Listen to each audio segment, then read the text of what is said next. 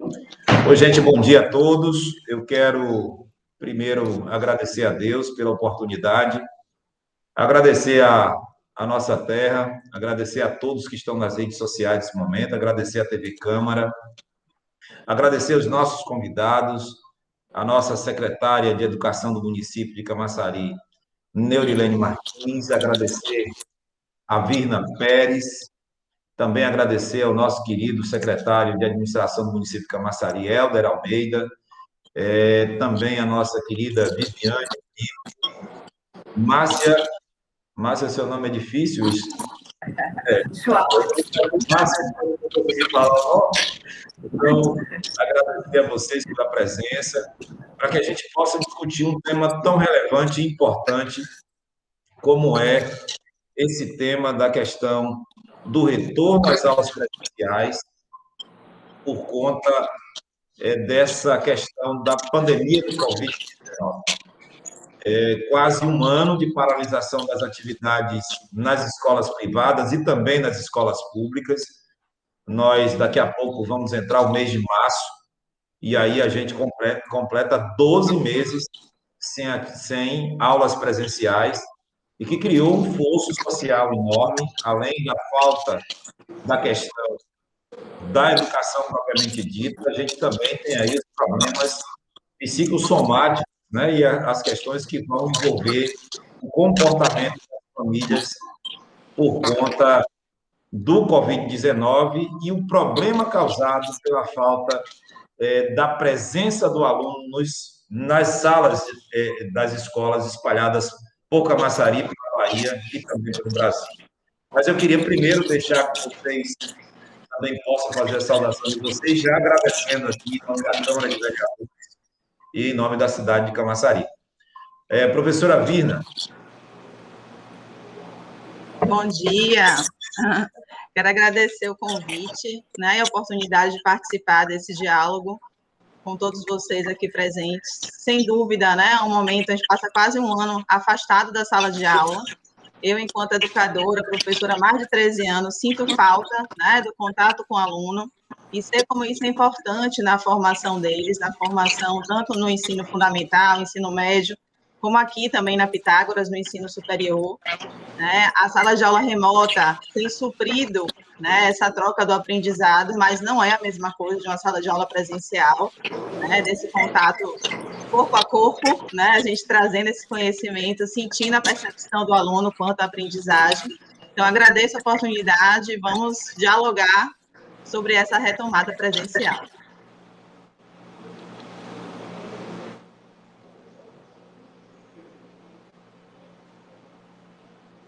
Professora Viviane Brito, bom dia. Bom dia, bom dia. Muito obrigada pela oportunidade de participar dessa discussão, desse momento de reflexão tão importante para a educação da nossa cidade, mas também do nosso estado e do nosso país. Parabéns, Júnior Borges, parabéns de verdade. Vai aqui a minha admiração, não só ao seu trabalho, mas especialmente por essa oportunidade de provocar uma discussão tão importante que é a educação. Muito obrigada também, professor Helder, pela oportunidade de participar de um momento desse, com uma pessoa ilustre como é você. Virna, que maravilha lhe reencontrar, que delícia lhe reencontrar. Márcia, que admiro tanto, Virna também, um prazer enorme estar aqui participando dessa conversa, desse processo de reflexão com vocês. De fato, só há desenvolvimento a partir da educação, e seja em qualquer área, na cura de doenças, na medicina, nas engenharias, na tecnologia, cujo tema tem sido tão falado ultimamente, não há outra possibilidade de desenvolvimento senão pela educação. E nos deixa o fato de não ter... São 335 dias hoje sem aulas nas escolas. E é muito isso no estado da Bahia. Isso nos dá, assim, tristeza. Não posso dizer, expressar de um outro jeito. A minha principal expressão seria tristeza, de ver os nossos alunos, sejam crianças ou adolescentes, e até mesmo aqui temos a presença da Virna com o ensino superior, a educação fora de cena. No meu ponto de vista, a educação deveria ser a primeira a retornar e a última a fechar, pela importância que tem e também pelo fato de que as crianças elas têm um processo em relação à doença diferente, mais brando. Então, teoricamente, a gente teria um cenário melhor. E a escola, as escolas, são lugares mais seguros, naturalmente, onde os protocolos precisam ser cumpridos.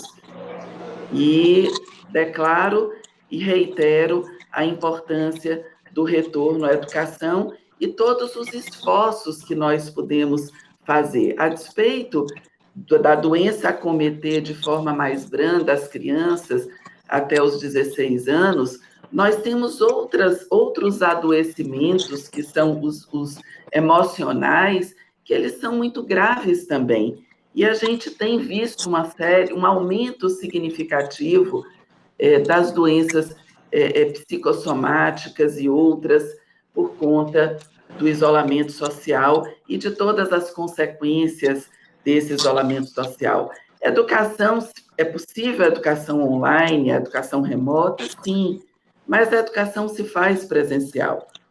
Se faz através do contato, do desenvolvimento das humanidades, que só se dá a partir da conexão, do aprendizado um com o outro, do desenvolvimento a partir da identificação das diferenças, do fortalecimento dos talentos individuais e do respeito às diversidades, às diferenças e, consequentemente, o trabalho efetivo para o aumento permanente do senso de alteridade.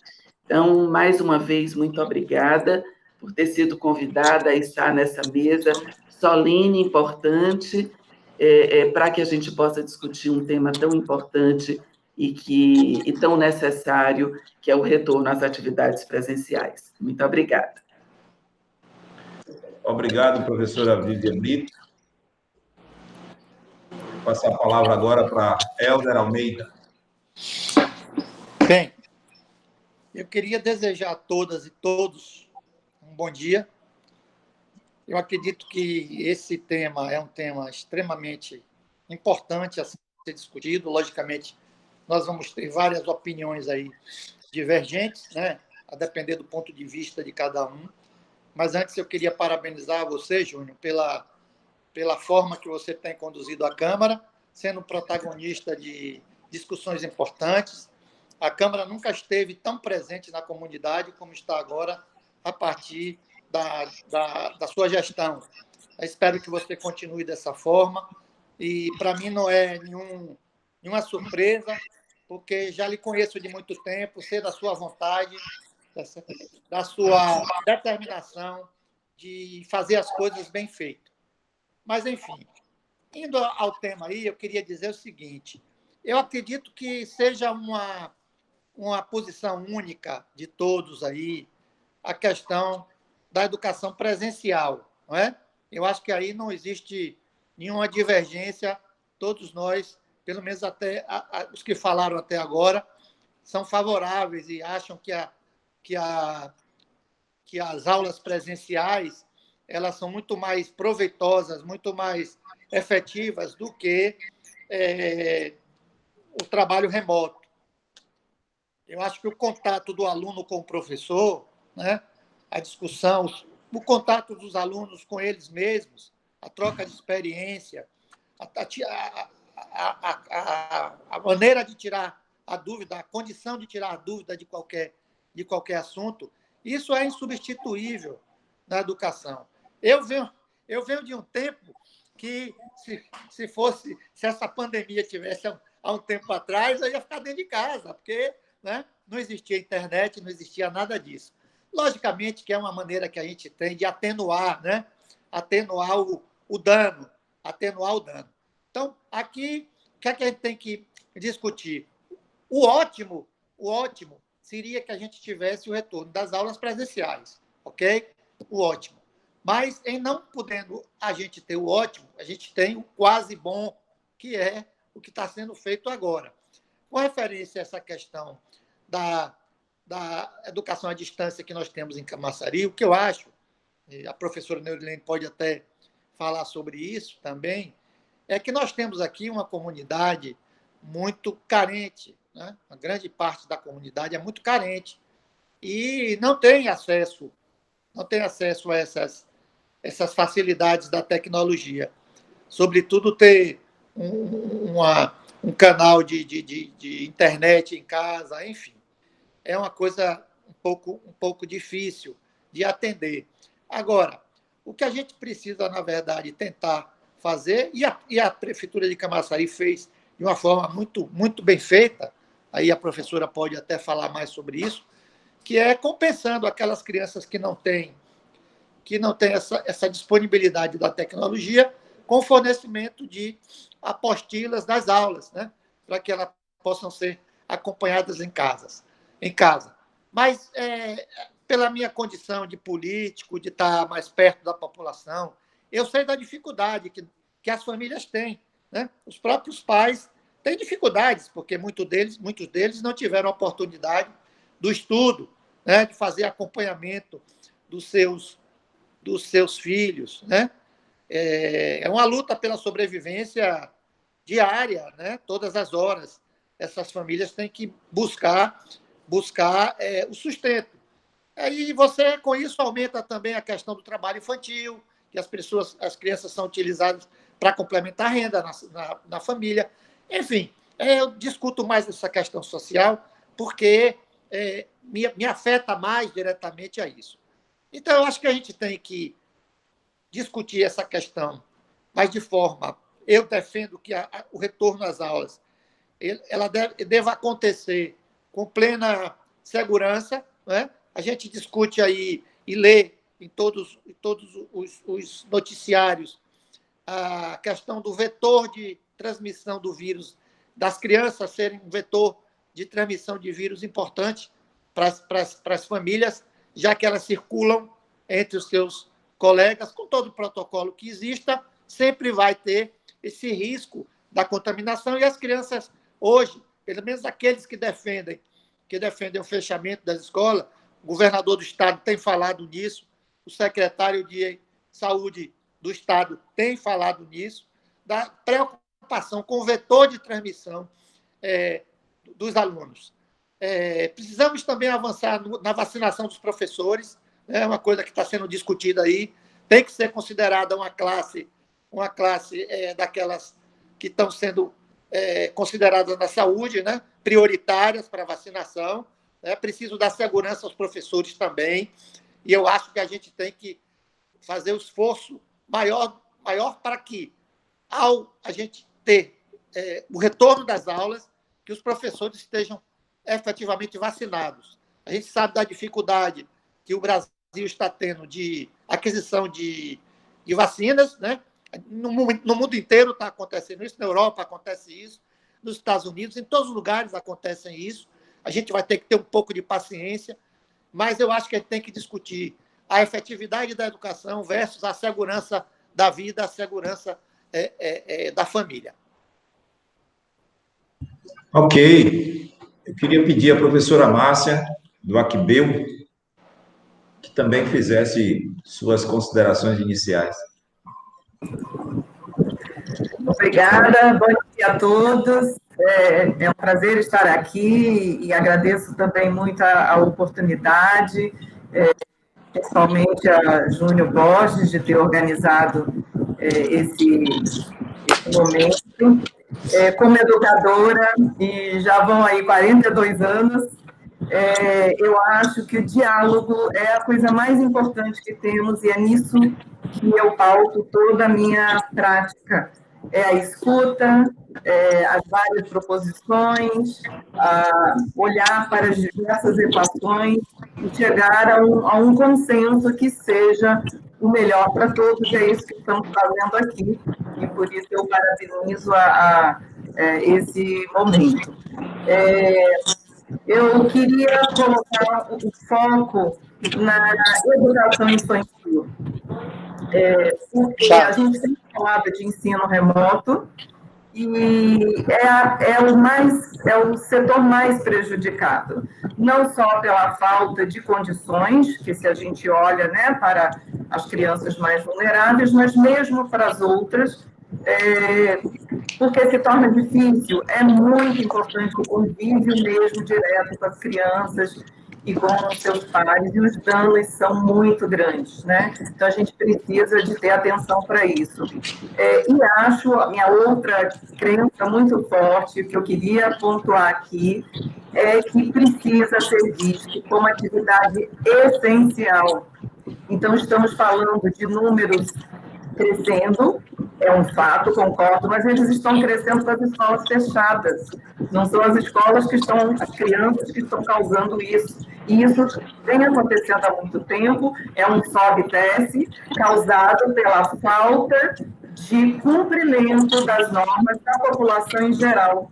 Então, a gente não pode colocar, principalmente as crianças, reféns disso, porque isso vai demorar muito tempo. A gente tem aqui uma orientação de suspender o carnaval, e o que a gente está vendo? Eu aqui mesmo, da minha casa, escuto na rua, gente fazendo festa aglomerada na rua, sem máscara, até com fantasia. Então, as pessoas não têm essa consciência, e o que precisamos fazer é coibir isso. Então, se vamos pensar na saúde como um todo, vamos olhar realmente para as atividades que não são essenciais. Abrir o cinema, parques, circos, as crianças estão aí. Elas não estão na escola, mas elas estão se expondo, até pior, porque as escolas que se prepararam, elas estão com tudo pronto para exatamente proteger essas crianças, com o número mínimo, com a higienização necessária, enfim, com todos os protocolos. Mas tem escolas que não estão prontas. Aí está o fator da democracia. Se a gente autoriza a abertura, é para quem pode, para quem está pronto. É injusto fazer uns e não os outros. Aí eu faço um paralelo com a saúde. Se eu tenho 100 pessoas precisando de tratamento urgente e eu não tenho como atender as 100, eu vou deixar de atender, porque eu não posso atender todas? Não, eu tenho que fazer o que é possível. Então, esse é o ponto que eu queria que a gente refletisse junto e buscasse uma solução. A criança, como já foi dito aí, até por Helder, né? Muito bem colocado,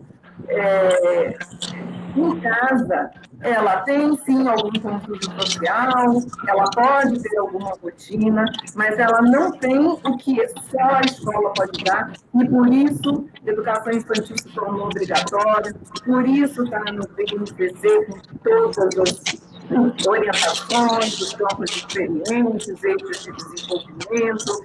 E aí eu quero citar um socioemocional. A criança precisa interagir, ela precisa entender sua própria individualidade, ela precisa compreender a diversidade no entorno dela, negociar, né, para que ela se torne indivíduos lá no futuro, que saibam respeitar o outro. Isso faz parte de saúde, por isso que é essencial. Então, a gente está preocupado com a parte da doença, e claro, temos que nos preocupar, mas a gente tem que também se preocupar com a saúde mental. Estão aí os pediatras e psicologistas dizendo que o número de casos de ansiedade, estresse, depressão infantil.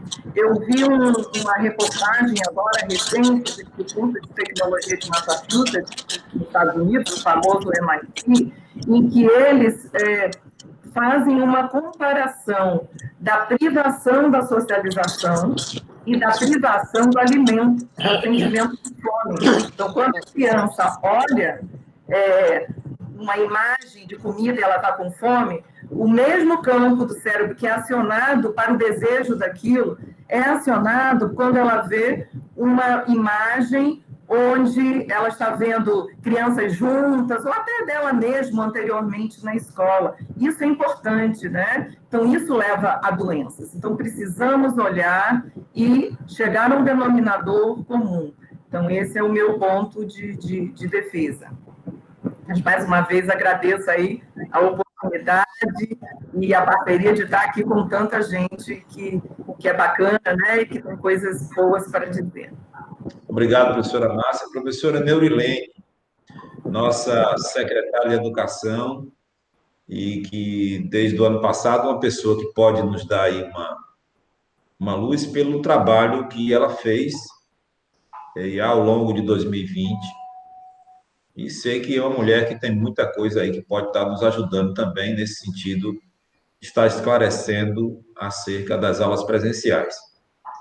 Professora Neurilene. Bom dia. Quero agradecer a esse presidente pela posição, né, de colocar na pauta do dia essa discussão tão importante sobre a educação. Acho que a gente tem que desfazer um mito, presidente, de que há aqueles que são contra a educação e outros que são a favor. Não existe ninguém contra a educação. Nós estamos aqui irmanados, não é, para discutir alternativas, possibilidades. Né? Então, acho que o seu tema é provocativo e ele mobiliza, né, a todos para que, de diferentes formas, todos entrem nessa discussão.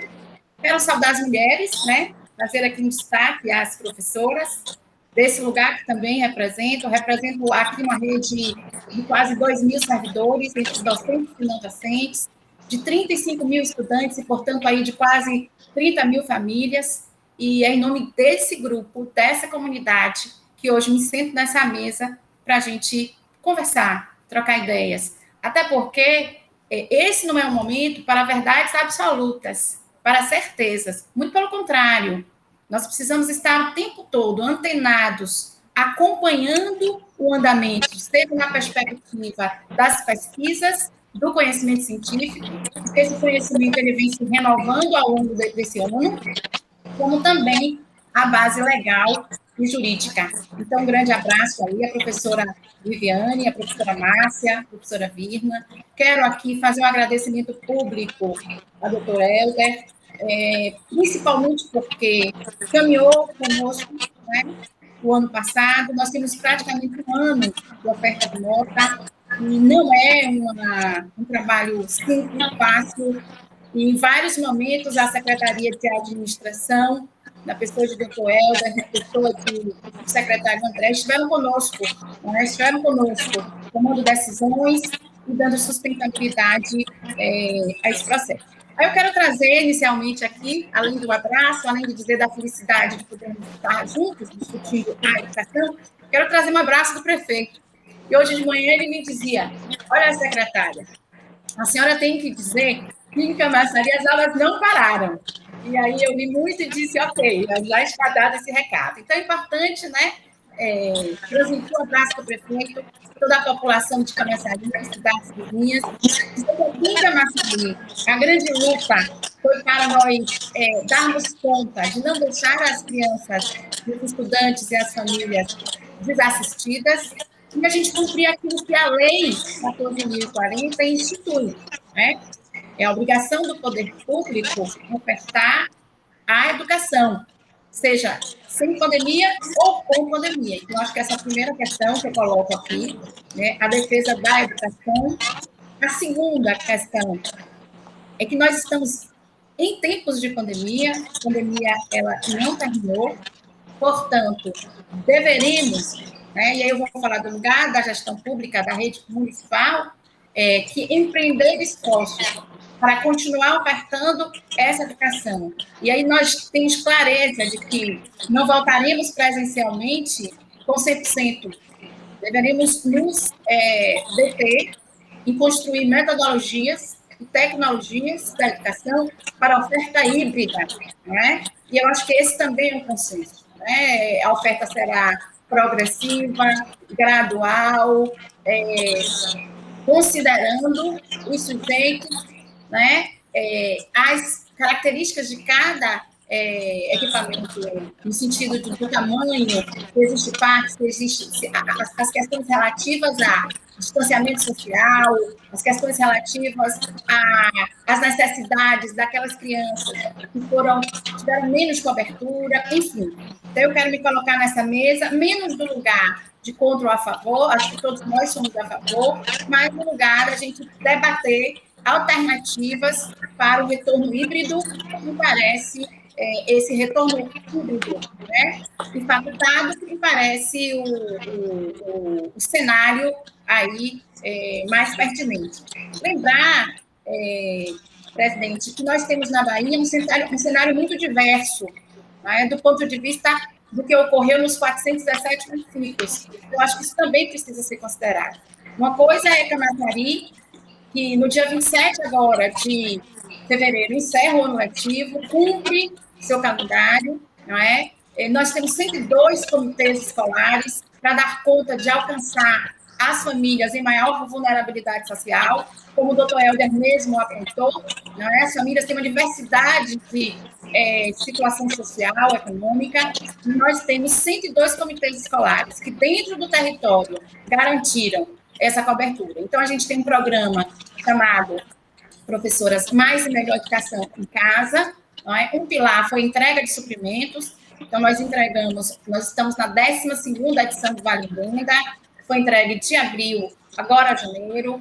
Nós temos uma entrega de material didático, de cadernos, de material individual para os estudantes, de fardamento, de tênis, enfim. Houve um fluxo de comunicação com essas famílias ao longo do ano, e principalmente a interação pedagógica, com uma plataforma digital, que a gente já inaugurava no dia 20 de abril, e também com a produção de conteúdo digital pelos comitês e de material impresso, como também já havia apontado o doutor Helder. Então, enquanto nós tivemos essa entrega, nós temos 60 municípios na Bahia que não ofertaram atividades remotas, né? Isso, nós temos um comportamento do próprio Estado que é diferenciado, nós temos um comportamento do próprio capital que é diferenciado. Então, a gente precisa considerar esses cenários diferentes, né, para poder discutir as questões desse retorno à aula de um modo contextualizado, né, no território, a partir daquilo das situações e dos percursos de vida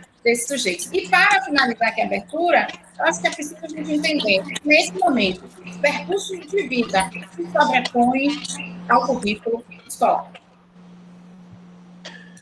Primeiro, parabéns a todos. Eu acho que a Prefeitura de Camaçari, aí, parabéns se estende ao prefeito Alinaldo e a toda a sua equipe de educação, do planejamento que foi feito, por não ter parado as atividades escolares, se arrumou um modelo, conseguiu-se criar um programa, e esse programa deu certo. Agora, eu acho que a gente precisa saber, e aí eu vou pedir a professora Virna, a professora Viviane, a professora Márcia, se vocês já têm algum protocolo que seja eficiente no sentido de trazer tranquilidade para as famílias dos estudantes que vão para as escolas privadas.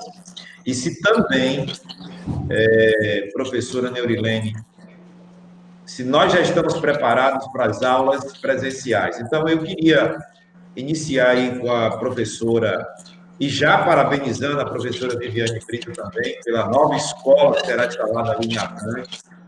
Parabéns e obrigado aí pela escolha da localidade, trazendo mais desenvolvimento e mais progresso para a educação do município. Uma grande escola que devo estar fazendo a visita junto com o prefeito por esses dias. Parabéns lá pela escola, equipamento muito bonito. E a senhora já tem aí esse protocolo, já pensaram no protocolo para esse retorno dessas aulas presenciais? Sim, Júnior, sim. Antes de lhe falar sobre o protocolo, se você me permitir, eu não posso deixar de dizer a alegria que a gente está, que a nossa escola, que é o Vila Global Education, a nossa alegria está em Camaçari. Nós estamos verdadeiramente impressionados com a gestão de vocês, de verdade. E claro, isso nos traz muita alegria, muita felicidade. Os contatos que nós temos tido são todos muito positivos. Então, nós não mediremos esforços para estar ao lado da gestão de Camaçari, contribuindo, claro, dentro do que for possível e de acordo com as nossas possibilidades. Será um prazer enorme as nossas aulas, recebê-los na nossa unidade. As nossas aulas começaram remotamente no dia 1º de fevereiro. Nós já estamos em aulas, tanto no Vila Paralela quanto no Vila Litoral Norte, e estamos prontos para a abertura presencial. Com relação aos protocolos, o Vila coordenou, na verdade, nós oferecemos a primeira minuta de protocolo, tanto ao município de Salvador, quanto ao governo do Estado. Então, através do GVE, o Vila escreveu esse protocolo sanitário e nós encaminhamos como forma de contribuição. Então, nós estamos preparados para o retorno presencial desde julho de 2020. Com todo o prédio pronto, todo o processo realmente, todas as exigências sanitárias de sinalização, de distanciamento. Nós temos banheiros em todas as salas da educação infantil, o que permite uma higienização dessas crianças muito pequenas muito mais facilmente. Os dispensers de álcool em gel na porta de cada sala e distribuído conforme regulamento por toda a escola, guias em todas as entradas da escola, seja nos estacionamentos cobertos, descobertos, e também na entrada da escola. Absolutamente todas as rotinas foram reestruturadas, os nossos protocolos, nós temos o nosso protocolo sanitário, mas os outros protocolos da escola foram todos reescritos à luz do novo normal. E todo o nosso pessoal, porque assim, você tem as referências, as diretrizes de funcionamento, mas isso não é suficiente. É preciso formação e comunicação. Nós criamos um site que vocês podem acessar, é o Vila Safe, né? Com 2 L's, o nosso Vila e Safe de salvo. Então, está livre, até como forma de contribuição para a sociedade, nós deixamos o site aberto, com todas as orientações, comunicados, vídeos, cards, absolutamente todo o trabalho que nós fizemos para o retorno presencial. E desde o ano passado, a gente, na verdade, a pandemia, de alguma forma, ela contribuiu muito. Nunca a educação vem falando sobre a transformação digital há muitos anos, talvez há uma década. E a evolução possível nesse período foi muito grande. Então, de fato, muitos processos se aceleraram nesse período. E a comunicação também. Então, todo o nosso processo de comunicação foi rigorosamente revisto, até porque a gente não tem esse contato presencial, onde muitas dúvidas são tiradas ali na entrada, na saída da escola. Nós, claro que essa comunicação à distância, ela precisou ser muito mais efetiva e também para a preparação para o retorno às atividades presenciais. Nós fizemos, desde o ano passado, muitas formações, não só com os nossos colaboradores, professores, auxiliares, mas também com as famílias e com os alunos. Então, todas as simulações foram feitas presencialmente. E tem um outro aspecto muito importante, e que alguns de nós já mencionou, né? Nós já mencionamos isso aqui hoje, que é a questão socioemocional.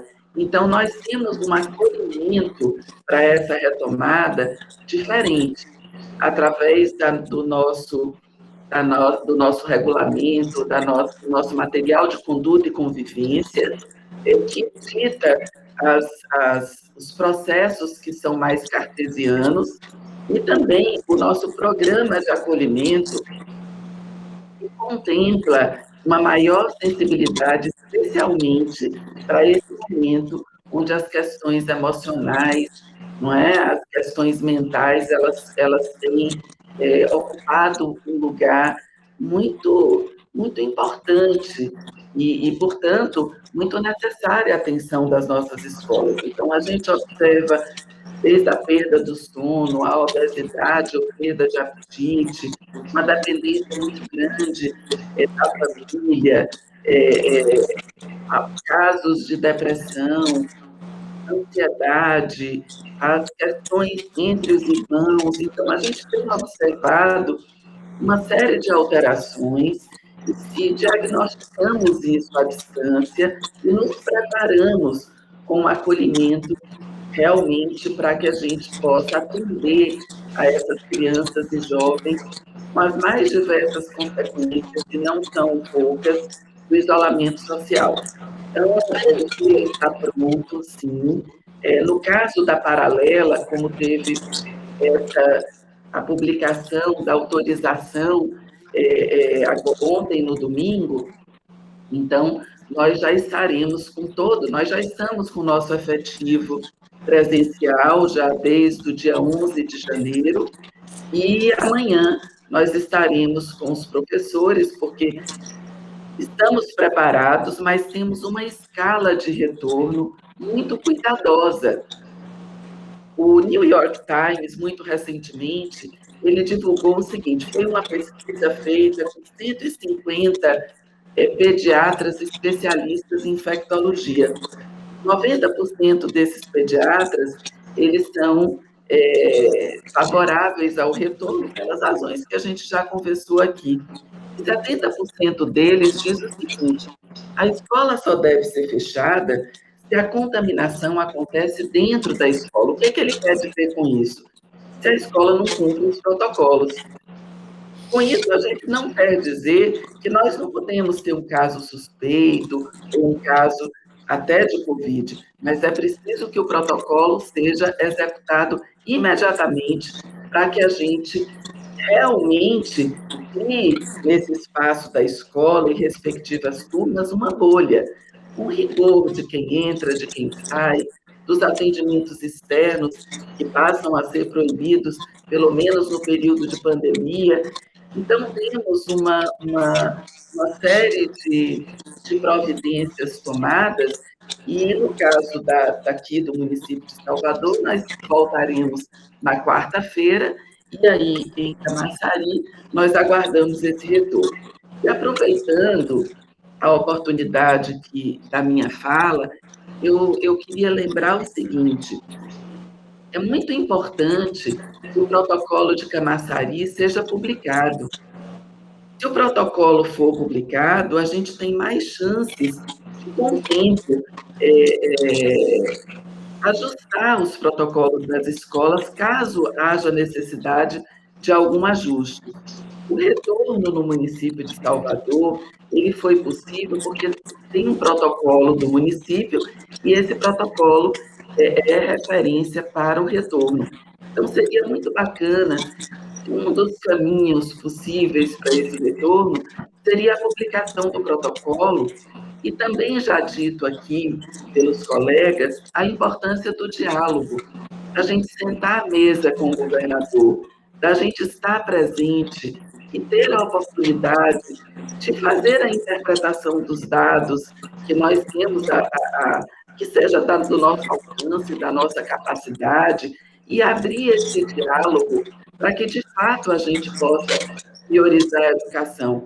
Atualmente, nós já falamos isso em outros encontros que nos foram oportunizados, que a importância de transformar a educação como serviço essencial, para que algumas discussões que giram em torno da educação, para que a gente vire essa página, para que a gente entenda realmente que a educação é um serviço essencial, é o que está sendo discutido no mundo inteiro, e por isso as providências são um pouquinho diferentes, para que, de fato, esse retorno seja um retorno realmente seguro, porque a gente precisa olhar para as duas coisas, para o desenvolvimento e para a vida, mas precisamos ter a oportunidade de discutir, conforme a nossa interpretação, a interpretação possível, esses dados que estão sendo divulgados na mídia. Muito obrigada. Eu que agradeço, professora Viviane. Professora Virna, a professora já discorreu aí acerca desse protocolo que foi discutido entre a rede privada, em especial essa colaboração que o Vila passou aí para a Prefeitura de Salvador e também para o governo do Estado.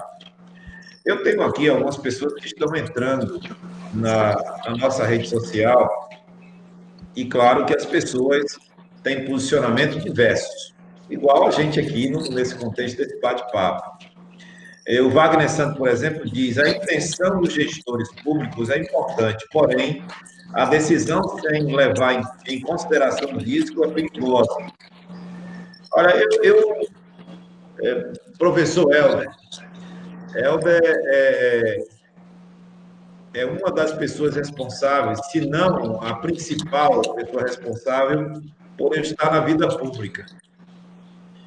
E ele pegou lá um garoto, e esse garoto começou a trabalhar e muito inspirado até pela atuação dele, pela forma correta que ele sempre conduziu as coisas. Nós temos que, nesse momento, não ser incoerente. E quando eu digo isso, eu estou falando aqui de todos os outros setores já retornaram para as atividades. Todos os trabalhadores já retornaram para suas atividades laborais, na sua grande maioria já retornaram. E o que não retornou, e minha preocupação, tanto minha, quanto do prefeito Elinaldo, quanto do secretário de administração Helder, e também da nossa secretária aqui, são o esgotamento das oportunidades de emprego das pessoas. As escolas são empresas que contratam pessoas, professores, colaboradores, e que, quando esse tempo se elastece demais, vai chegar o ponto que essas escolas não terão mais condições de manter seus colaboradores e até seus professores. E é isso que eu estou chamando a atenção aqui nessa live que nós estamos fazendo hoje pela manhã. De olhar também a questão da educação, mas eu tenho que ter a preocupação da questão do negócio está funcionando ou não. E aí nós gerarmos outro problema, que é o problema da falta de emprego e do fechamento de postos de trabalho. Temos que olhar essas duas coisas, mas sem deixar de observar a questão da segurança sanitária dos nossos alunos e, claro, de suas famílias. Por conta disso que fiz a pergunta da questão do protocolo, que pudesse atender e desse tranquilidade às famílias, para que a gente pudesse ter tranquilidade em caminhar. Então, aqui tem um que fala sobre genocídio. O que nós estamos falando aqui é genocídio voltar as crianças para a sala de aula. É um jornalista, inclusive faz parte da Câmara de Vereadores, ele diz que todas as escolas que voltarem em outras cidades, estados e países, tornaram a fechar. Camaçari será diferente, por quê?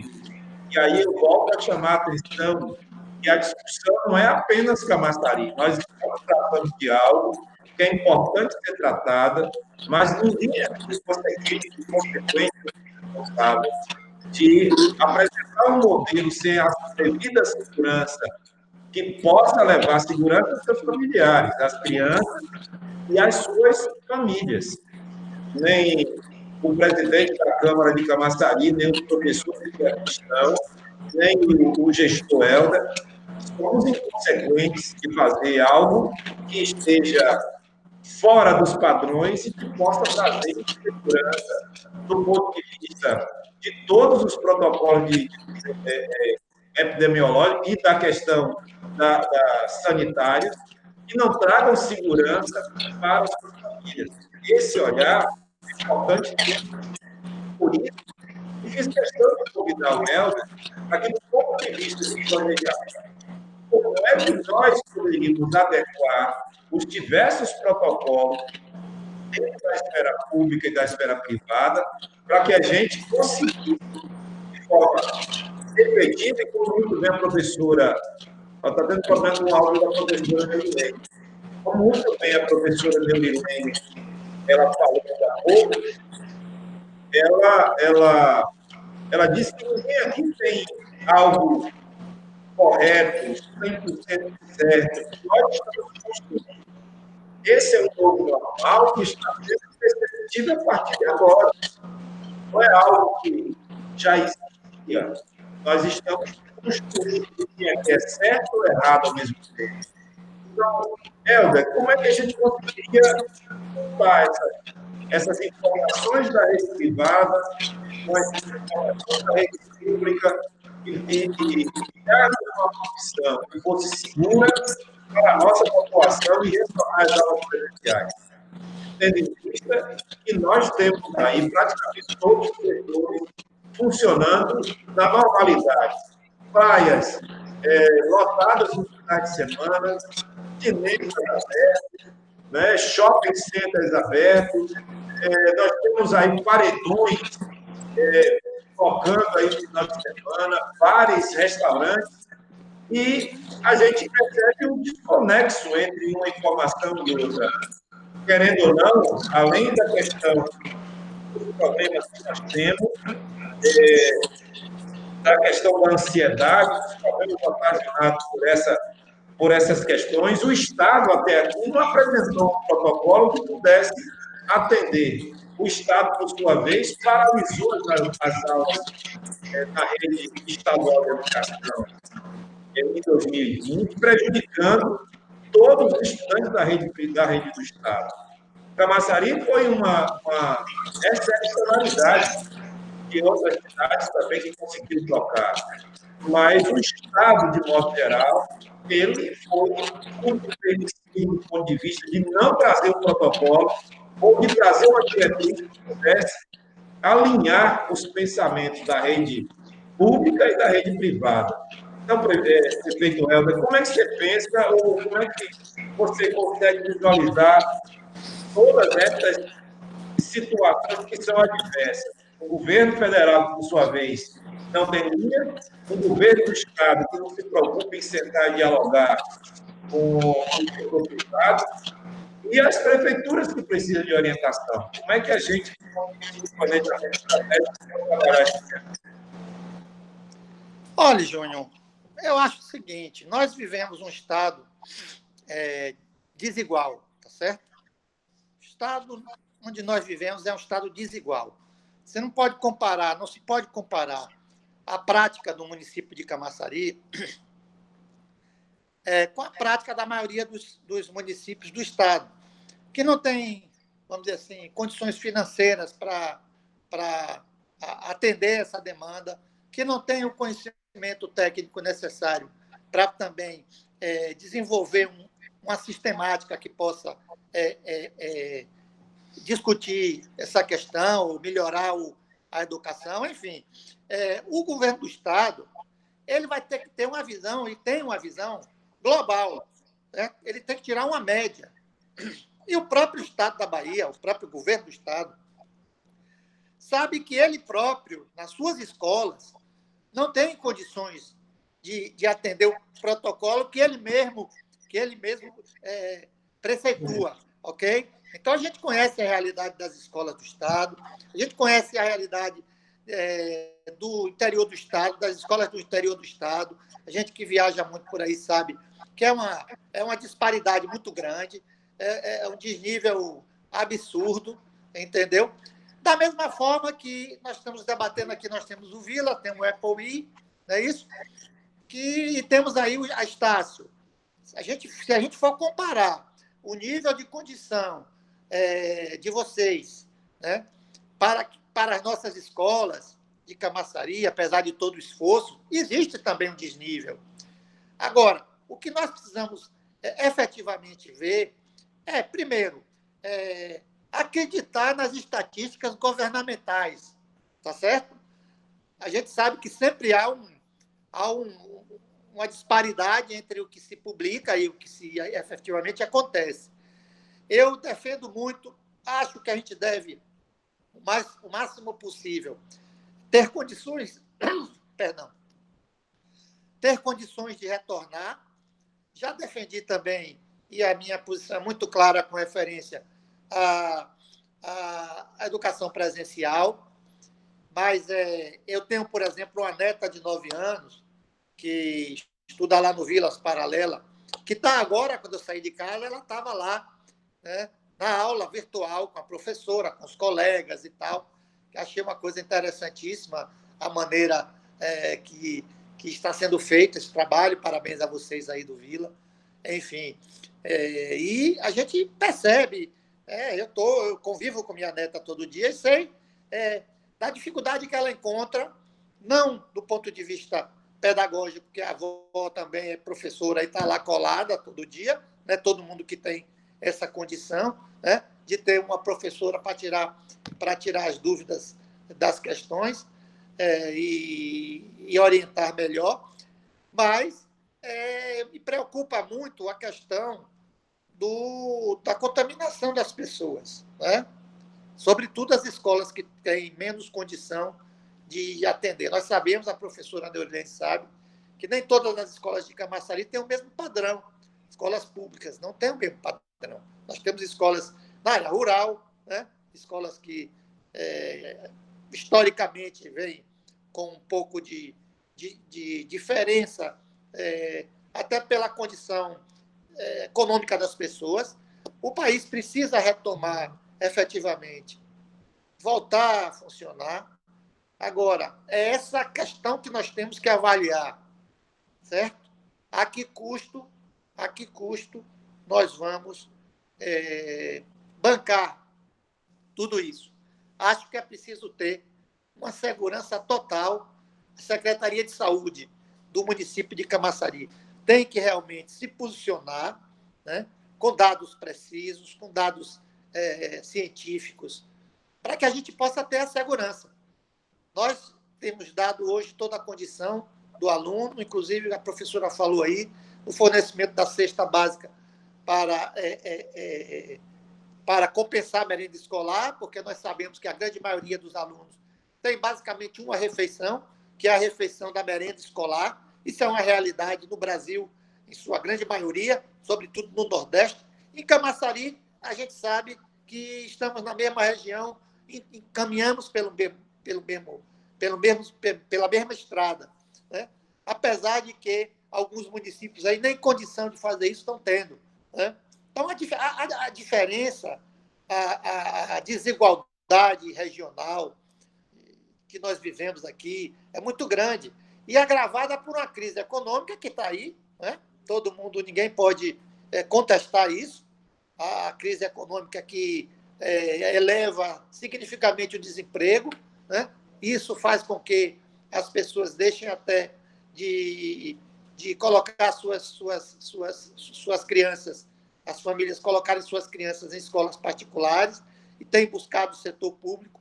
Então, ano a ano, a gente tem visto, sobretudo esse ano, o aumento do número de pessoas, de novos estudantes se matriculando nas diversas séries do ensino público. Então, eu discuto muito a questão social. Questão pedagógica eu deixo para os doutores e as doutoras aí, que conhecem perfeitamente isso, muito mais do que eu. Eu discuto mais a questão social, eu discuto a questão de toda a convivência, o que nós estamos vivendo hoje em Camaçari, né? Uma pandemia que tem nos levado muitos companheiros, muitas pessoas, né? Nós temos hoje um problema de saúde em Camaçari. O governo do Estado, através do seu hospital geral aqui, não está mais atendendo a questões do Covid, não tem feito mais a clínica, o atendimento antecipado, e nós estamos com a UPA aí superlotada, né, com as pessoas altamente estressadas, e, logicamente, que tudo isso leva a aumentar o número de óbitos, e o medo de todos, né? É o medo que todos têm, a população tem. Então, por isso essa discussão. Por mais que a gente tenha condições de dar segurança, esse medo vai acontecer até que a gente possa, repito, ampliar a questão da imunização, da vacinação no município. Até agora nós recebemos 3.000 e poucas doses de vacina. Isso não significa que nós temos 300.000 habitantes, né? Então, 3.000 doses para 300.000 habitantes não significa muita coisa. Então, enquanto a gente não avançar, essa é a minha posição, enquanto a gente não avançar na vacinação, tornando os professores, inclusive, alvo prioritário dessas vacinas, também como grupos prioritários que têm sido feito aí, a gente não deve. Eu acho que a gente não tem, inclusive, condições de afirmar, né, peremptoriamente que a volta às aulas presenciais será uma realidade, será uma tranquilidade. Acredito que ninguém pode aqui, nesse momento, afirmar isso. Mas eu acho que, na medida em que a vacina avance, que a gente consiga vacinar os professores, e aí vai uma provocação, professora Neurilene, que nós precisamos ter uma unidade, presidente Júnior Borges, para que a gente avance essa questão de tornar os professores, tá certo, alvo prioritário na vacinação, como sendo um primeiro passo para que a gente possa realmente voltar às aulas presenciais. Então, essa é que é a minha posição, muito clara, isso aí, mas estou aberto a ser convencido pelas estatísticas e pelos argumentos de vocês. Presidente, eu gostaria de responder sua pergunta. Você me fez uma pergunta anteriormente. Só um minuto, professora. Eu acho que essa questão da educação ela se tornar uma atividade essencial é importantíssimo para que os professores sejam imunizados o quanto antes. Até porque eu acho que assim a gente teria mais segurança. Então, é uma provocação que o Helder traz, e eu acho importante e pertinente. Claro, temos que conversar com a Secretaria de Saúde e com o prefeito Alinaldo, também buscar aí, junto às prefeituras da região metropolitana e a Assembleia Legislativa, para que torne a atividade de educação essencial para que possa ser, os professores possam ter uma atenção diferenciada. Pode falar, professora. Você havia feito uma pergunta a mim lá atrás, e aí eu já fiquei toda mobilizada para poder conversar. Primeiro, eu quero... Professora Vina, já passa a palavra para o senhor. Pois é, você faz essa mesa tão envolvente, e aí a gente já fica... Ainda mais nós que somos professoras, a gente já quer conversar mais. Então, assim, quero dizer a toda a população de Camaçari que nós já temos um protocolo sanitário publicado, certo? Essa é uma informação extremamente importante. Está vendo a importância dessa mesa? Temos um protocolo, nós trabalhamos durante os meses de novembro e dezembro, com uma liderança específica da Secretaria de Saúde. Nosso agradecimento aí a doutor Duplá, então, secretário de Saúde, e a doutora Natan, que assinou esse protocolo. Esse protocolo ele foi feito a partir do decreto 742, que criou o Comitê de Governança Intersetorial. Nesse comitê participaram representação de escolas particulares do município de Camaçari, sindicatos dos servidores docentes e não docentes, todos os conselhos municipais, representação das secretarias da nossa prefeitura, e datado do dia 8 de fevereiro, nós temos um protocolo sanitário para ambientes escolares. Portanto, estamos com essa tarefa de casa cumprida, e é essencial que o município, por um lado, sustente o mais e melhor educação em casa, que garanta a educação desses 35 mil estudantes, e, ao mesmo tempo, avance nesse planejamento do retorno. O que nós queremos afirmar aqui, para toda a comunidade, e essa é uma fala também de turno do nosso prefeito, quando tivermos a autorização dos órgãos competentes, eu não considero, ainda vou bater na mesma tecla, não considero que o retorno às aulas seja uma questão da opinião de um ou de outro, ou de nós aqui, vamos fazer aqui uma enquete. Não. A volta às aulas deve atender e se submeter aos ditames que são sanitários, epidemiológicos, de modo que a gente possa ter tranquilidade, como disse o doutor Helder, na questão da preservação das vidas. Por outro lado, a gente não pode ficar esperando o dia que isso vai ocorrer para a gente construir as estratégias que vão tornar possível esse retorno logo que ele esteja autorizado. Então, Camaçari tem um protocolo sanitário já publicado, temos um protocolo pedagógico que está fundado na flexibilização acadêmica, na flexibilização regulatória e na questão da frequência facultativa. Nós temos uma lei, que é a 14.040, que nos orienta um pouco nesse começo.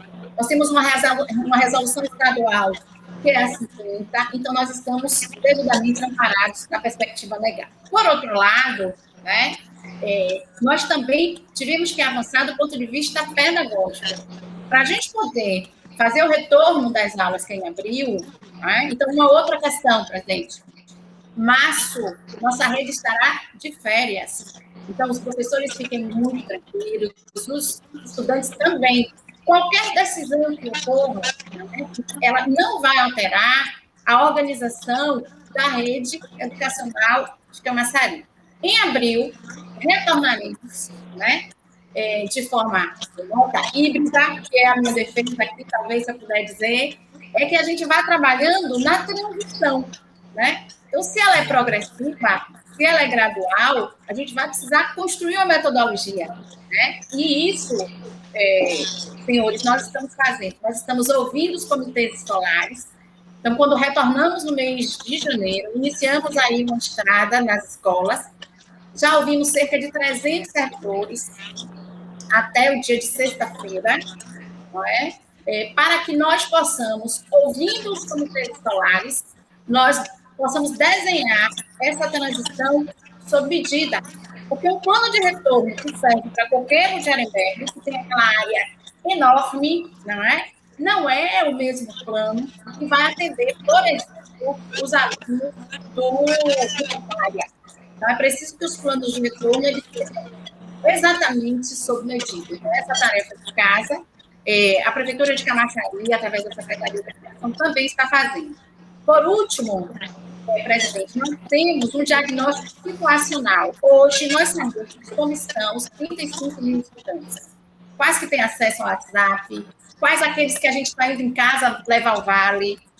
E nós também temos as avaliações de saída, que é a parte mais acadêmica. Ou seja, nós temos condição hoje, até o dia 27 a gente termina o letivo, até o final de fevereiro a gente tem relatórios relativos às competências acadêmicas desses estudantes, e vamos entregar, vereador João Borges, os nossos alunos do 9º ano ao Estado com um relatório sobre as aprendizagens daquilo que a gente está chamando de um currículo emergencial. Então, essas são as providências, tanto do ponto de vista do protocolo pedagógico, que ele precisa ser circunscrito, para que a gente possa, ao longo do ano 2021 e 2022, garantir essa recuperação dessa oferta, né? Considerando todos os impactos que essa pandemia tem através da vida da família. Segundo, do ponto de vista sanitário, uma vez que esse protocolo sanitário já está publicado, então a Secretaria de Educação está com 3 frentes. A primeira é de infraestrutura, como o DPL já colocou, nós temos um impacto de escolas muito antigas, então nós seguiremos aí nos próximos 45 dias, concluindo a manutenção das 15 últimas escolas, que nós estamos aqui faltando. Estamos instalando os lavatórios com todo o aparato de álcool em gel, das lixeiras com pedal, do papel, de todos os dispensers, para que a gente também consiga garantir a questão dos EPIs, também todos autorizados, e, por fim, é preciso também seguir na formação. Então, a gente tem uma parceria com o Google for Education, com todos os nossos servidores que atuam com os estudantes, têm acesso a essa formação. A nossa plataforma digital está assegurada, né?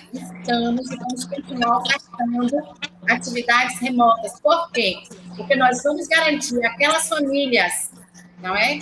Que decidirem não continuar de alunos na escola, a época que o presencial for autorizado, nós vamos garantir seguir na oferta remota.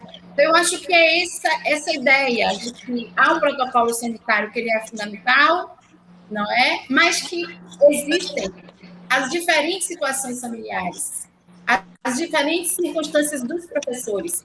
Então, essa aproximação dos professores ao ambiente escolar deverá ser feita progressivamente. Essa aproximação dos alunos ao ambiente escolar também deverá ser feita progressivamente, porque estamos todos atravessados pelos efeitos da pandemia.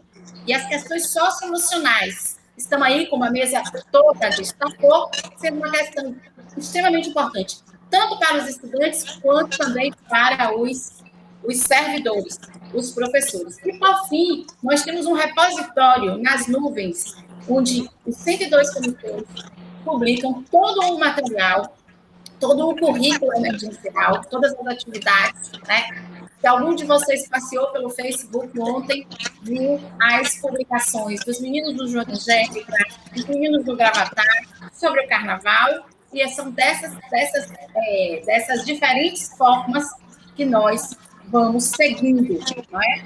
Para garantir que Camaçari esteja pronta, sim, né? Quando for utilizado, mas garantindo que a forma como nós vamos voltar não será definida nem pelo governo estadual, nem pelo governo federal. A forma como nós vamos voltar será decidida ouvindo os educadores, como temos feito até agora, e vai dar tudo certo, porque uma rede que soube atravessar o primeiro ano da pandemia vai saber aprender a voltar com muita responsabilidade com todos, consigo próprio e com os outros. Então, é nesse misto de animação, de esperança e, ao mesmo tempo, de muita preocupação que a gente tem seguido. A gente tem trabalhado e chorado todos os dias. Isso, diretor, coordenador, professor. A gente trabalha muito, mas a gente chora muito porque, como disse o doutor Helder, né? As questões sociais, as restrições na vida da nossa comunidade, elas são imensas. É? Nós temos uma população mais pobre, mais doente, menos amparada, e ofertar educação de qualidade nunca foi tão importante. Nunca foi tão importante. Professora Norene, obrigado. Professora Pirna, agora me diz aí, como é que está a situação no ensino superior? Como é que a gente está tratando disso? Vocês têm aqui uma unidade no município de Camaçari. E como é que está tratando essa questão do ensino superior, essa questão do retorno, tendo em vista que o governo federal ele liberou atividades em laboratórios, inclusive. Agora, como é que vocês estão tratando isso aqui? Luciana, ainda está aí? Pois é, Júnior. Obrigada pela palavra. No ensino superior, nós aqui da Pitágoras Camaçari representamos, né, o Grupo Croton Educacional, que atua em todo o Brasil. Nós somos o braço no ensino superior da Cogna. E aí já existe um plano de retomada desse Grupo Croton para o Brasil todo. Então, várias unidades, inclusive, já retomaram as atividades presenciais em diferentes estados, né, do nosso país. E esse plano prevê justamente a conscientização, né, dos profissionais de educação, juntamente com aqueles profissionais da área administrativa, em relação às regras de prevenção mesmo da Covid. Então, acho que parte primeiro da gente preparar os nossos colaboradores, né, o nosso corpo interno, para estarmos preparados depois para receber esses alunos. O primeiro ponto da nossa fala tem que ser nesse sentido.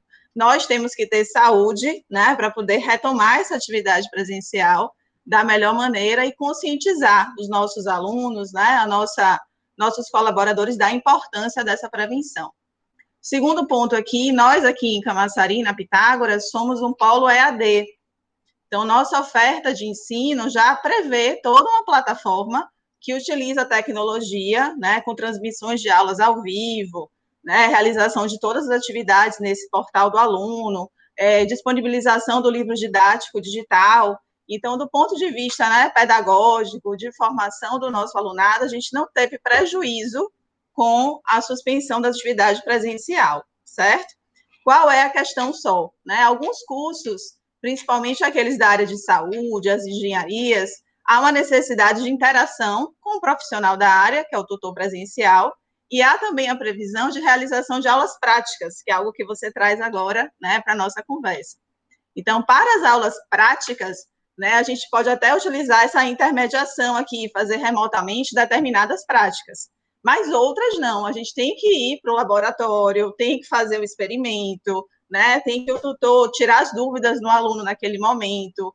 É utilizado aqui, por exemplo, nas práticas de enfermagem, né, de fisioterapia, bonecos que simulam, né, o corpo humano para poder o aluno aprender a aplicar uma injeção, né, a fazer toda uma preparação desse aluno para a sua formação mesmo profissional. Então, a gente, né, acabou adotando determinados critérios, nós, quando eu falo assim, né, o grupo Croton, quais são as práticas que podem ser feitas remotamente e quais são aquelas que a gente tem que retornar presencialmente. E isso vem sendo feito de dezembro para cá, né, algumas práticas a gente conseguiu, né, com autorização de realizar em laboratório e transmitindo ao mesmo tempo ao vivo. Então, o aluno ele consegue assistir aquela aula, né, com essa intermediação aqui das plataformas online, e o tutor passa todo o conhecimento e faz essa intermediação, tá? Então, a nossa posição enquanto instituição de ensino superior é de que é possível essa retomada, né? A gente está preparado para a retomada, nós temos toda a infraestrutura, nós temos a preparação do nosso corpo técnico, do corpo, né, docente para esse retorno, e ao mesmo tempo a gente vai seguir esses protocolos, tanto do município aqui de Camaçari, como os protocolos da Croton, né, em relação a essa retomada, como também as necessidades dos nossos alunos, que a gente sabe que nem todos, por ser de grupo de risco, né, por morar em localidades que não têm, assim, uma facilidade em relação a transporte, eles não vão ter essa facilidade, né, de virem para o nosso polo, para as aulas presenciais, quando elas forem autorizadas a retomada. Então, diante desse contexto, desse panorama, a gente vai agir aí, como a nossa secretária disse, né, atendendo às necessidades pontuais. A gente sabe que também, né, com a suspensão da presencialidade, nem todos os alunos tinham Wi-Fi em casa, computador, né, a possibilidade dessa interação. Então, é importante, eu acho, a retomada, é importante que ela seja feita com segurança, e é importante também a adoção, penso, né, é o que a gente defende, um modelo híbrido, que possibilite que haja atividade presencial quando ela é, né, necessária, como é o caso das práticas, mas que seja mantida também a assistência remota para aqueles alunos que não têm como, né, retornar nesse momento. Obrigada. Eu que agradeço, professora Virna, obrigado aí pelos esclarecimentos. Professora Márcia, já acompanhamos algumas falas e todas levam ao mesmo posicionamento. Nós não temos uma fórmula mágica de resolver aí a situação com relação ao retorno dessas aulas presenciais de imediato, sem vislumbrar as situações que vão acontecer daqui para frente. Claro que os protocolos de segurança, do ponto de vista da segurança sanitária, eles estão colocados. A Secretaria de Educação do município de Camaçari, como muito bem falou aqui Helder Almeida, ela não pode ser algo, como é que eu posso dizer, central, tendo em vista as dificuldades regionais. Aqui mesmo em Camaçari, nós somos uma região diferente, porque somos uma cidade geograficamente maior que a capital baiana, só para a senhora ter uma ideia. E, claro, nós temos aqui a parte da orla, que é a nossa costa, nós temos escolas na zona rural, e nós temos dificuldades, sim, do ponto de vista de chegar com o sinal de internet, por exemplo, na parte da zona rural. Há dificuldades. Por conta disso, é que esse programa da Secretaria de Educação, ele chega e ele traz soluções de situações do ponto de vista regional. Então, eu quero parabenizar aí a Secretaria de Educação do município de Camaçari, parabenizar a gestão do prefeito Elinaldo, porque pegou sua equipe como um todo e disse, olha, a gente precisa levar a educação para os garotos.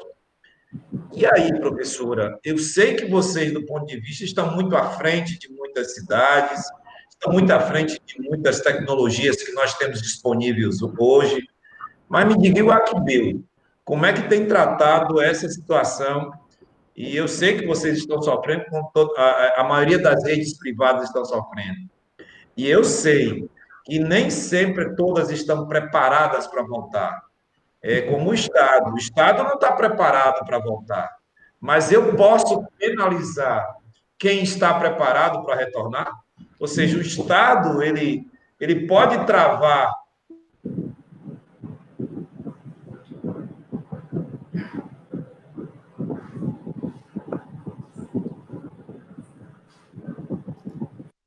O sinal dele deve ter caído. Vamos esperar um pouquinho.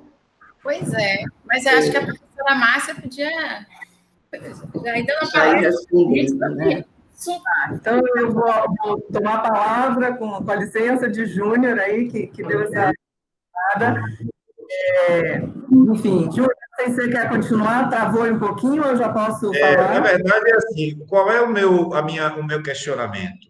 O Estado, ele coloca, e aqui nada de pejorativo, de uma crítica velada ao governo do Estado, à Secretaria de Educação do Estado, não é isso.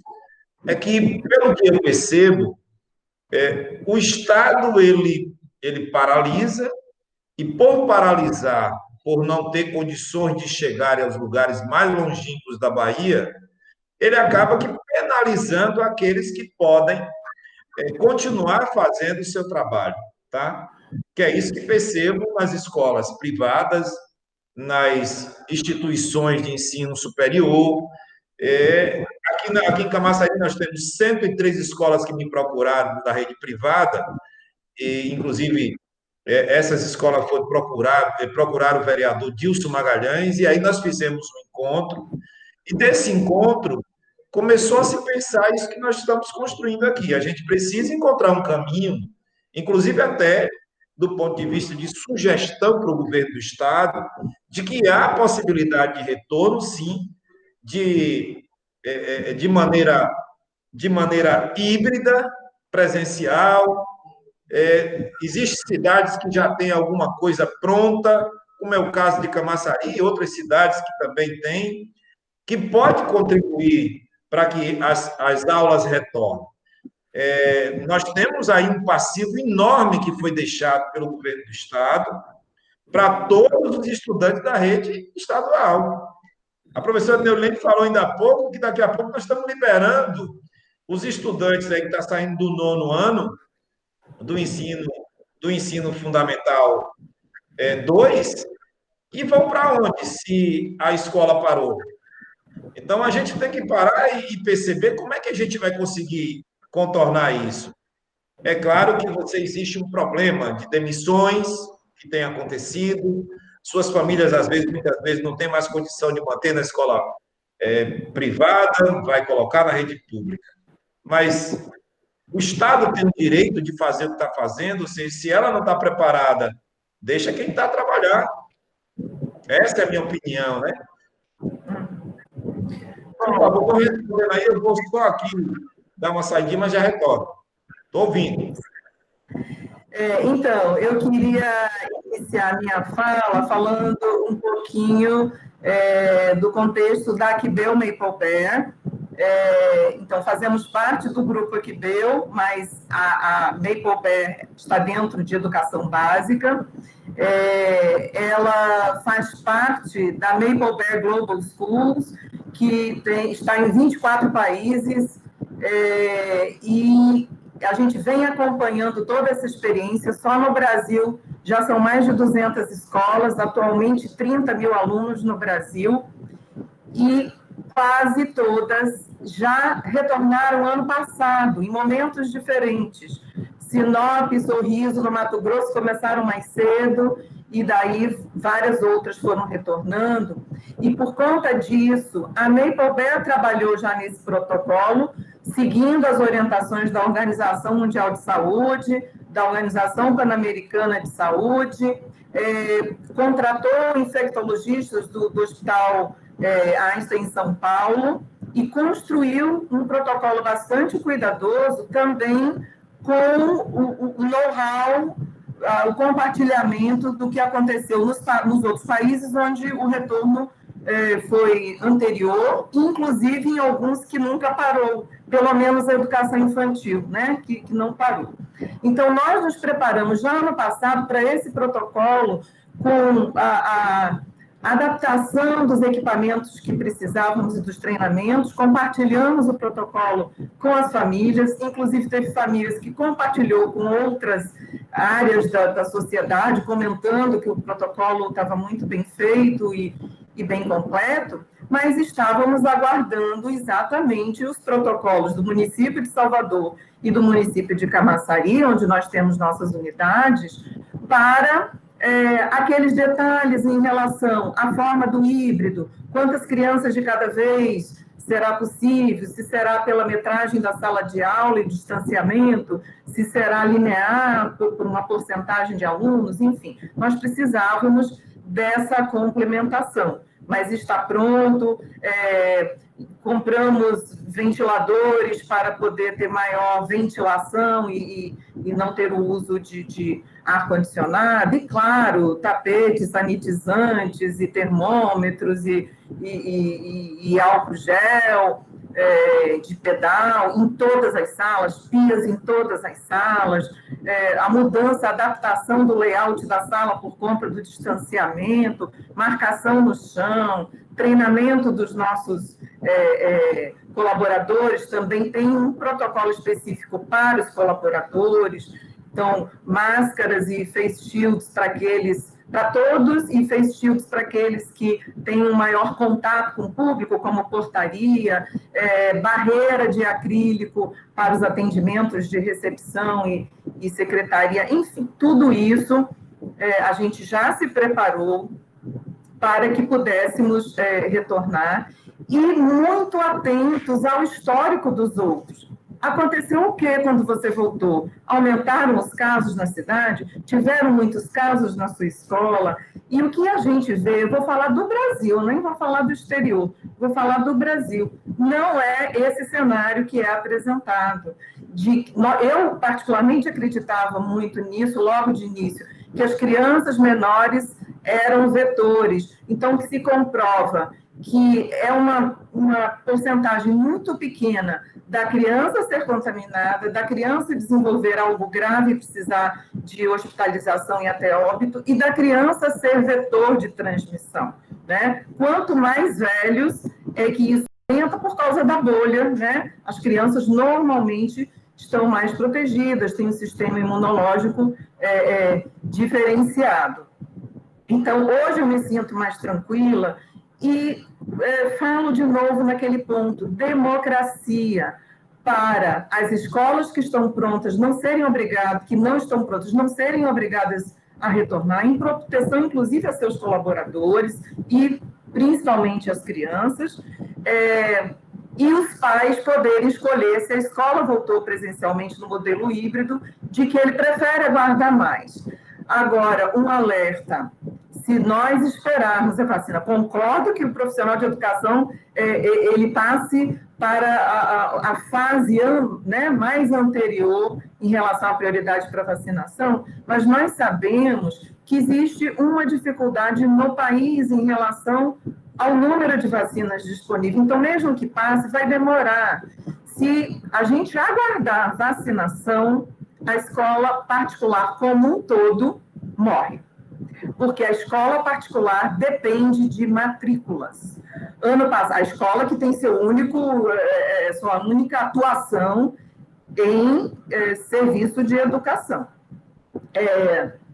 Se a gente aguardar isso, ano passado, a gente teve a medida provisória 936, que se transformou em lei, que deu um auxílio, porque fizemos o remoto, tivemos redução, obviamente, todo mundo teve redução, principalmente no infantil, mas a gente adequou, podendo fazer redução de carga horária ou suspensão de alguns, no nosso caso, sem demissões, né? A gente queria preservar o nosso pessoal, que é o que tem de mais valioso no momento, a gente investiu, treinou. Agora, virou o ano, isso acabou. Janeiro, a folha cheia.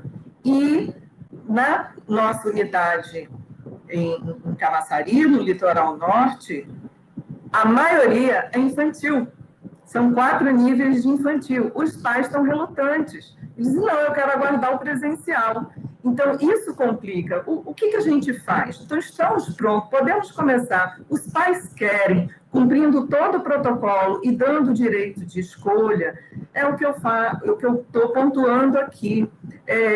A professora Nete trouxe muito bem todo o investimento que a prefeitura está fazendo, e eu parabenizo, mas ela coloca como tem as especificidades. Então, o ano escolar terminou agora, as férias serão em março, e um retorno, um objetivo de retorno híbrido em abril. Nós terminamos em dezembro, demos férias aos nossos colaboradores em janeiro, e já retomamos as aulas, entendeu? E todo esse público do infantil aguardando ali desesperado, por quê? Como os pais tiveram que voltar às suas atividades, os setores todos abriram, eles não podem mais dar o apoio à criança e não tem como fazer um remoto bem feito com criança pequena sem o apoio da família.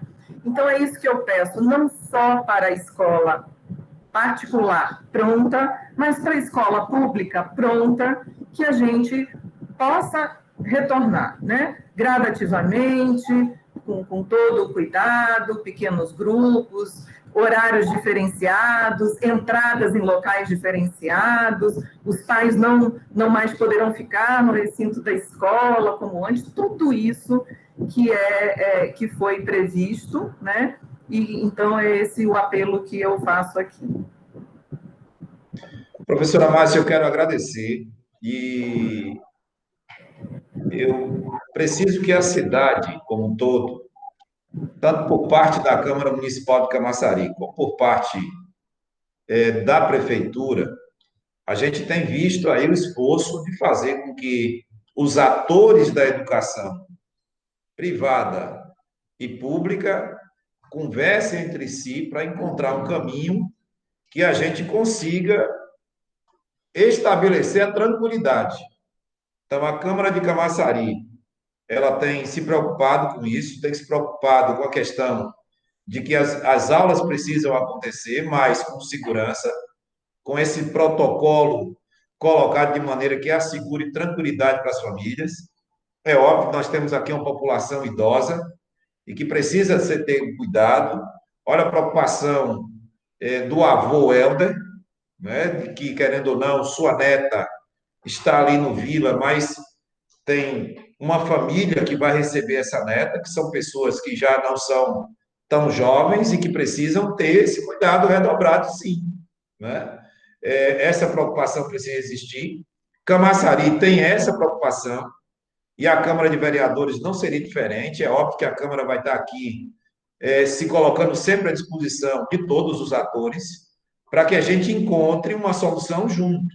O vereador Tagner Cirqueira, ele faz um questionamento, e questionamento é pertinente, quando ele diz que sente falta da representação dos professores nessa nossa discussão.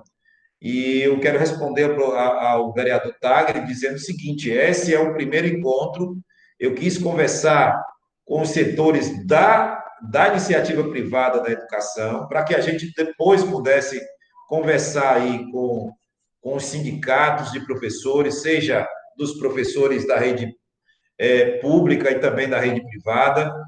Queremos escutá-los, ouvir quais são suas opiniões acerca do retorno das aulas presenciais, mas sempre pautados numa questão que é, primeiro, o cuidado à vida, cuidado da vida das nossas crianças, o cuidado à vida dos nossos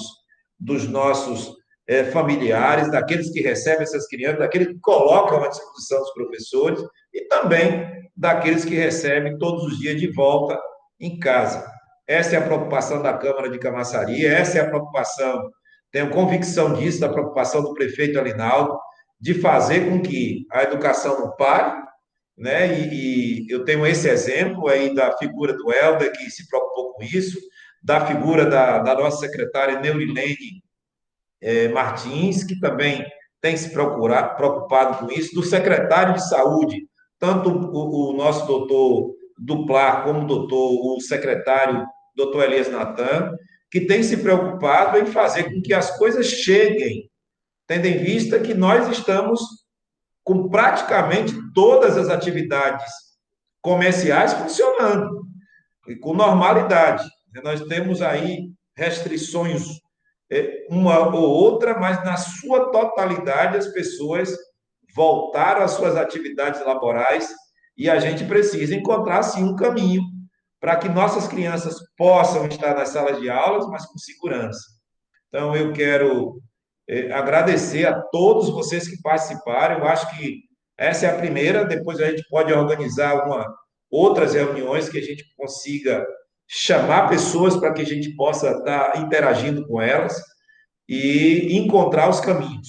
Né? No mais, eu quero agradecer a Virna pela oportunidade da gente estar batendo esse papo, agradecer a professora Márcia, que trouxe aí boas explicações, agradecer a professora Viviane, muito obrigado aí pela presença nessa live, por estar compartilhando conosco. Eu quero dizer à população de Camaçari que a opinião da pessoa, do cidadão Júnior Borges, ela é uma, e a opinião do coletivo tem que ser pesada aqui. A Câmara de Vereadores, ela pensa o coletivo, ela pensa os segmentos todos, e que tem que ser colocado aí a discussão. Em momento algum, a Câmara de Vereadores está dizendo aqui, enfaticamente, que as aulas têm que retornar a partir de agora. Pelo contrário, nós estamos conversando sobre isso. Da mesma forma, é a questão da prefeitura, que daqui a pouco vou passar a palavra para o Helder, mas a gente tem na cabeça e sobre a nossa responsabilidade a condução de como vamos tratar cada uma dessas situações colocadas pelo nosso município e, claro, vamos ter que levar isso ao governador da Bahia para que juntos a gente encontre um caminho para resolver os problemas ligados basicamente à educação pública e à educação privada que precisa retomar a sua normalidade, seja nas instituições superiores, seja nas instituições de ensino fundamental e médio. A gente precisa dar continuidade à vida, até porque nossos jovens e nossas crianças têm direito à educação e precisa ser visto como essencial. Não é isso mesmo, professor Helder? Pois é, Júnior. Eu acho que essa discussão é interessante. Como primeiro momento, startar essa discussão é fundamental para todos nós. Acho que a Câmara de Camaçari vai ter um papel muito importante nisso, né, como elo de ligação. As escolas particulares também, com a sua experiência e com a sua condição diferenciada, devem, logicamente, buscar o seu espaço. E nós vamos ter que realmente nos dedicar, como a professora Neurilene falou, e nos preparar para o momento necessário de voltar. Nós temos de uma certa forma, nós demos até sorte nessa questão, porque estamos encerrando o ano letivo agora em fevereiro, né? Vamos ter as férias em março e vamos reiniciar as aulas em abril. Então, nós vamos ter aí um período de em torno de 40 e poucos dias para que a gente possa entender e acompanhar a evolução de tudo isso. Mas eu acredito que as escolas particulares não têm realmente essa folga, vamos dizer assim, né, que nós temos, e dizer que nós estamos aqui para juntos chegarmos a uma conclusão, um denominador comum, que a gente possa realmente voltar às aulas da forma mais segura possível, não é? E saber que o esforço tem que ser da parte da prefeitura. Acho que o esforço maior que nós temos que fazer, além de organizar essa parte estrutural das escolas para receber as aulas, nós temos que insistir na questão da vacinação dos professores, né? Eu continuo mantendo essa posição. Acho que foi a professora Márcia que falou da dificuldade das vacinas. Eu também, na minha fala, coloquei essa questão, né, da dificuldade que o Brasil está tendo de quantidade de vacinas, mas eu acho que não só Salvador, mas Camaçari, alguns outros municípios têm discutido a compra direta de vacinas, né? Eu acho que se o STF definir essa questão, acho que Camaçari, Júnior, você como presidente da Câmara, tem que puxar esse movimento aí para que o município adquira essas vacinas. Sim. Pelo menos os seus profissionais, porque nem os profissionais de saúde ainda todos foram atendidos. Essa é a verdade, com a condição, com o número que nós tivemos de vacina. Mas a gente fazer uma aquisição que possa imunizar esses grupos profissionais que a gente possa considerar prioritários, inclusive os professores, tá certo? Não só os professores, mas os agentes de educação que trabalham nas escolas, os profissionais da educação como um todo, para que a gente possa, pelo menos, dar tranquilidade a eles e, ao mesmo tempo, evitar, né, um contágio entre professores, funcionários e estudantes. Enfim, eu acho que a gente tem que trabalhar muito, batalhar muito para que a gente possa conseguir avançar nessa questão das vacinas. Camaçari não teria dificuldade em adquirir vacinas, né, na quantidade que a gente precisa para os nossos profissionais, então não vejo muita dificuldade nisso.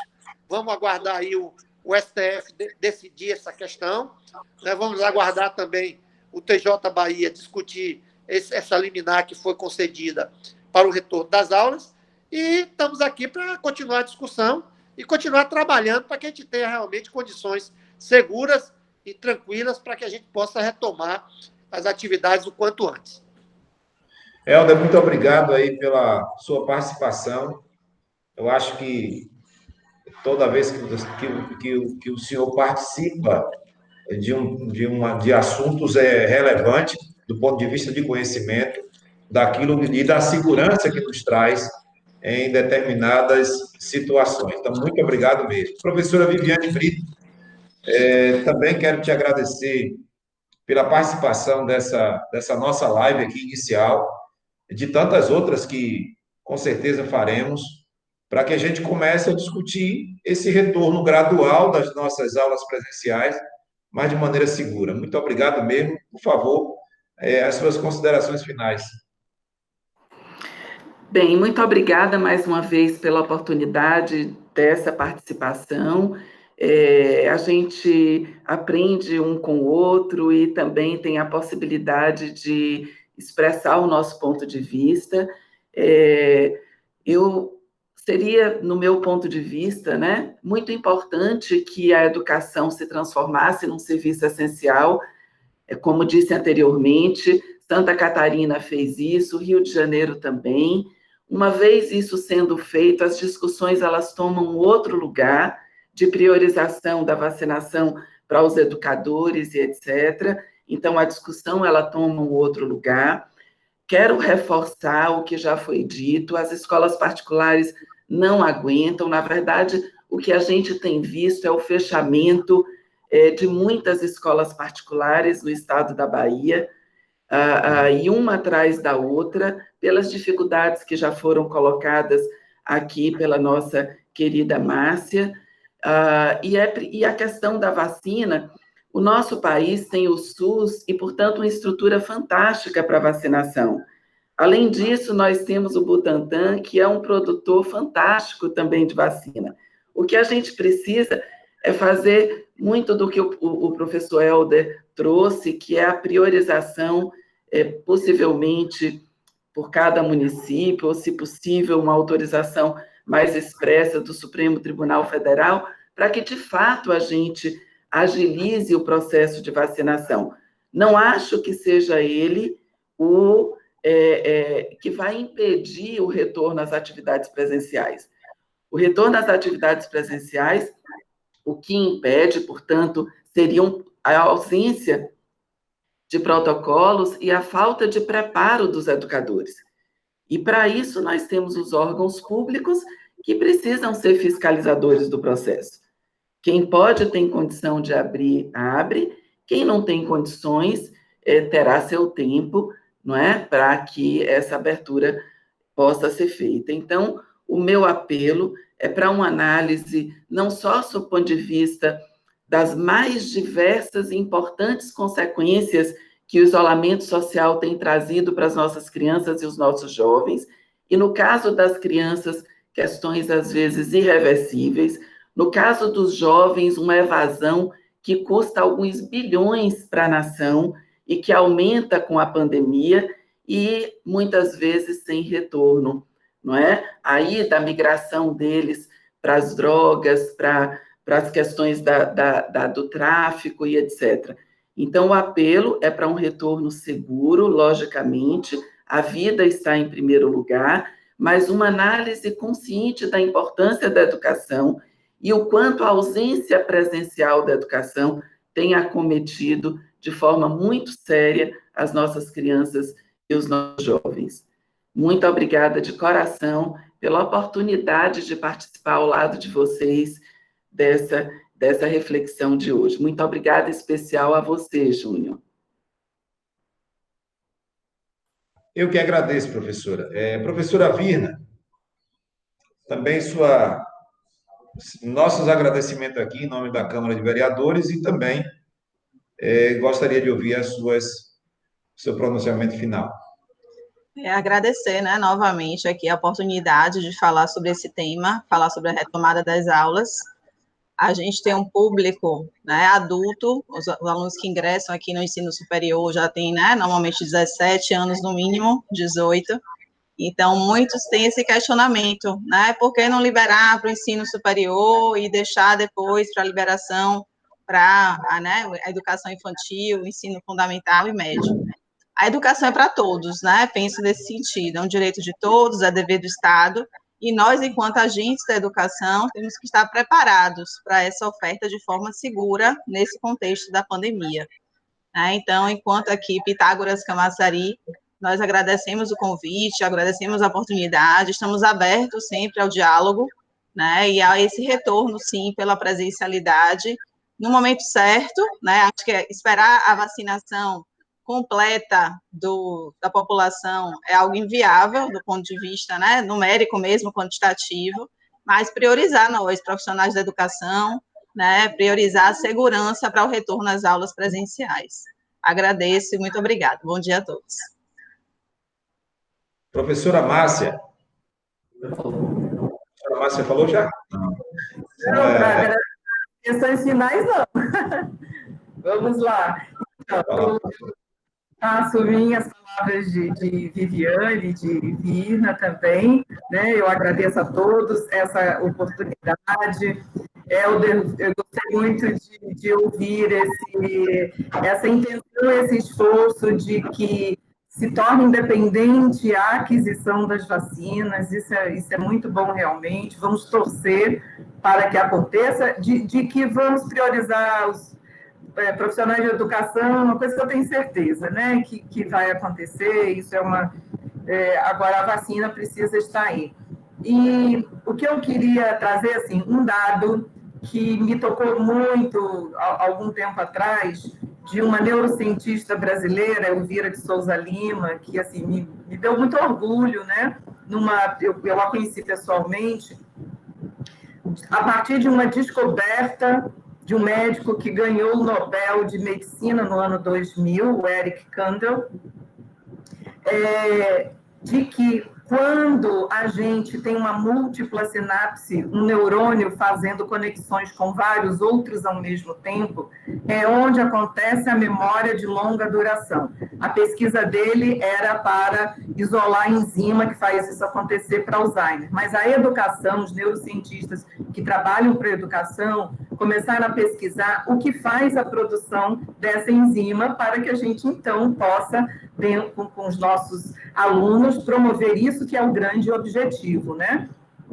E que foi descoberto que a criança precisa ter interesse no que está aprendendo, que tem que ser integrada em todas as áreas, que ela precisa de tempo e possibilidade de manipular e de interagir com os pares, e de que ela precisa usar todos os sentidos do corpo, e não são aqueles 5 sentidos que nós aprendemos só. Hoje, a comunidade científica reconhece um 6º sentido, que é o do movimento.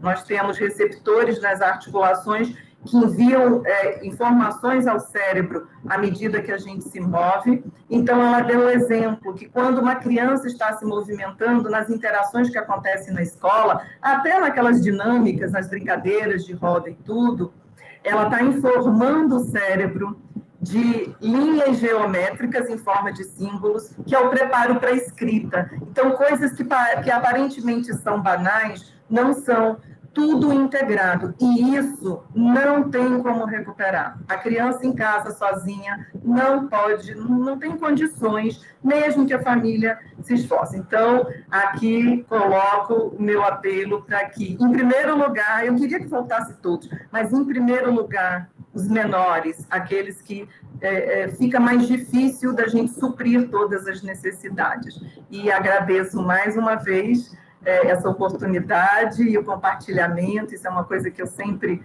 gostei, inclusive com Viviane, que a gente passou a interagir dentro do grupo de valorização da educação, onde todos os profissionais que têm as escolas estão juntos, unidos, compartilhando ideias, discutindo soluções, e isso é muito bom, isso é o caminho. Então, obrigada mais uma vez. Obrigado, professora Márcia. Helder, já estamos aqui pedindo aí ao pessoal da Procuradoria Jurídica da Casa que veja um PL, como é que a gente vai trabalhar essa questão de tornar o serviço de educação essencial. Professora, eu acho que quando vem... Não, professora Viviane? Eu posso encaminhar alguns exemplos, alguns modelos para vocês. Ótimo. A gente não perde tempo e vamos fazendo a adequação. Eu vou sentar ali com o Helder, com o prefeito, com a professora Viviane, e a gente construir algo juntos para que dê certo.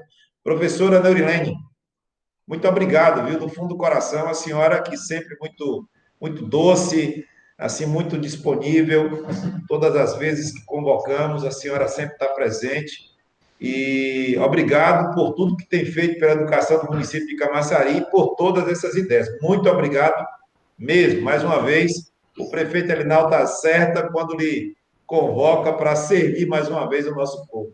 Deus abençoe. Então, eu acho que nesse momento de agradecimento, né, agradecer essa mesa, eu acho que Guimarães Rosa nos ensina de que a gente tem que ter coragem, e eu acho que nesse momento a gente tem que ter coragem de ficar junto. Não dá para politizar, não dá para achar que é judicializando, a gente tem que ter coragem de ficar junto e de compor essa discussão nas diferenças. Não vai ser diferente disso, né? Então, a gente já sai daqui com essa narrativa, com esse movimento, né, de ações muito práticas, onde a gente coloca a educação mais no centro, e isso todo mundo ganha. Eu quero aproveitar aqui, presidente, para agradecer a rede de Camaçari. A rede foi grandiosa, a rede se agigantou, e num período onde a gente tinha um parente que testava positivo, uma família enlutada, todos os medos que atravessaram e atravessam as nossas vidas, a gente teve uma rede que progressivamente disse sim, não é?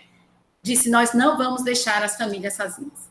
Então, eu quero fazer um agradecimento público, dizer que é com muita honra que a gente segue aí nesse esforço de diminuir os impactos. A gente só vai saber os impactos desta pandemia na vida das pessoas, não é agora.